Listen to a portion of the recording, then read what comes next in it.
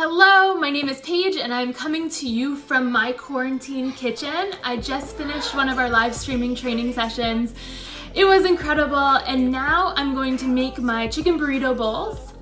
Now more than ever is a really important time to focus on your nutrition. You're likely cooped up in your home with your family. I know it's a crazy time for me. You can probably hear my children screaming their demands in the background. I'm going to show you how I make my favorite chicken burrito bowls. This is in our slow cooker cookbook. I will link the recipe down in the comments of this video. But it's really just a great way to get a lot of vegetables. The reason that I love the chicken burrito bowls so much is I make them different every single time depending on the vegetables that I have on hand. So as you follow along with this video, the recipe isn't going to be exact. The other reason that I love the chicken burrito bowls is that it makes a huge batch, and then when you're reheating them, you can make them different ways. So our family will eat them in a bowl with different toppings. My favorite is some cheese, some avocado, some jalapeno peppers, and fresh tomatoes. But then we'll also repurpose them into something like a taco, or sometimes you can change up the toppings and it tastes like a completely different meal. So I'm going to show you how I make this. It's super quick, super easy. You throw it in the crock pot, cooks all day, and it's absolutely delicious.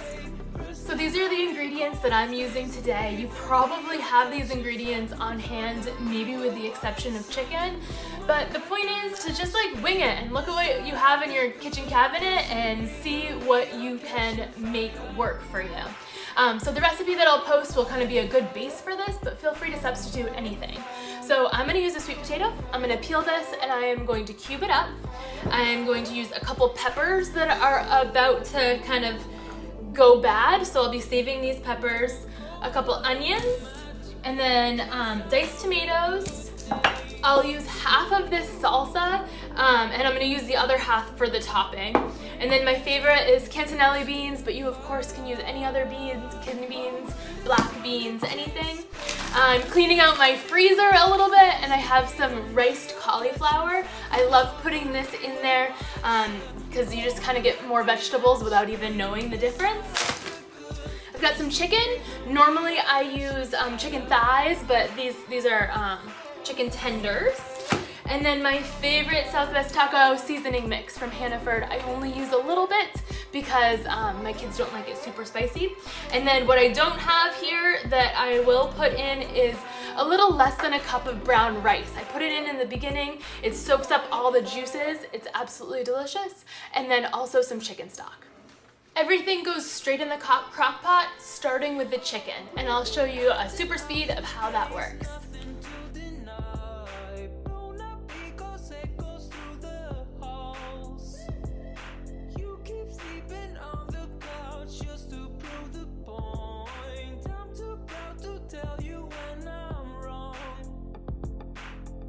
Spinning in circles, we're fighting for days, stuck in a phase. I think we're losing the reason. One word is all it takes, babe. Bursting out in cold flames, breathing, we are catching fire. Thought that we were wiser, go and light the match, babe. Miss out on the good days, breathing, we are catching fire.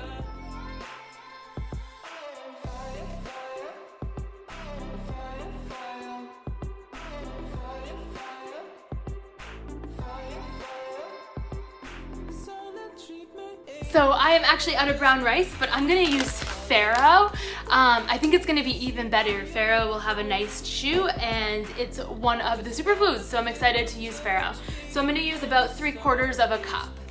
So that grain is gonna soak up a lot of liquid, so I'm gonna add about a can worth of water plus chicken stock. So I'm gonna do a big scoop of chicken stock. I'm gonna put hot water in this. I'm gonna get some of the extra tomatoes out of there, stir it up and put it in the pot. And then as it's cooking, I'm just gonna kind of take a look and see if it starts getting dry. I'll just add some more water and maybe a little bit more chicken stock. So a big scoop of chicken base and hot water. I'm gonna give it a little mix. You can see it's really not that scientific.